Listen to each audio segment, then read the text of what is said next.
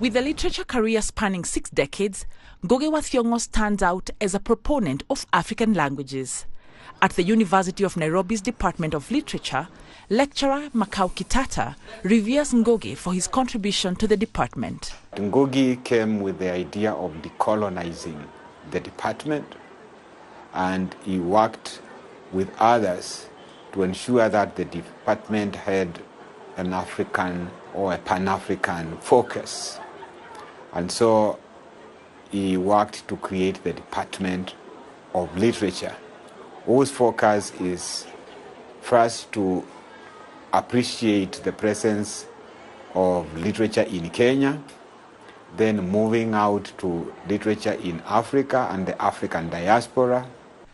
With at least 40 books under his belt, Ngugi called out oppressive regimes. Books such as The River Between, A Grain of Wheat, Petals of Blood, and plays like I Will Marry When I Want put him at loggerheads with the government of the day. Under Kenya's first president, Jomo Kenyatta, Ngugi was detained in 1977 for a year without trial after staging the popular play I Will Marry When I Want, which questioned Kenyatta's style of leadership. In his home village of Kamiretho in Limuru, Ngugi was part of a group of artist activists who led a political awakening.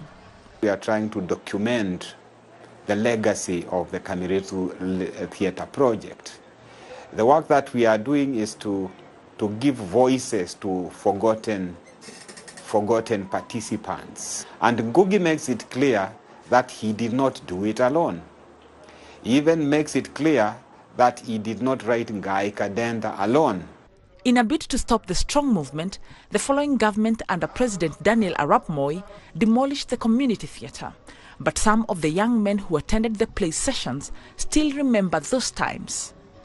Through literature, we learned a lot from Ngugi, because what Ngugi was really doing, the real play was trying to awaken our people to understand politically what was happening in the country. This was the real thing. And those of us who had the chance to read his books, we really understood or got the message very clearly, is to show that the English language is not the right thermometer for judging intelligence.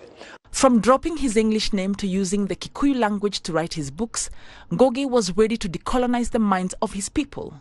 He leaves a legacy of a revolutionary, African literature champion, political activist, and Pan-Africanist. And while many people feel that Professor Ngugi's death has left a huge void, others will hope that it befits the famous metaphor in his book, A Grain of Wheat, about a grain that dies but somehow returns to life to produce an abundant harvest. Wanja Mungai, CGTN, Nairobi, Kenya.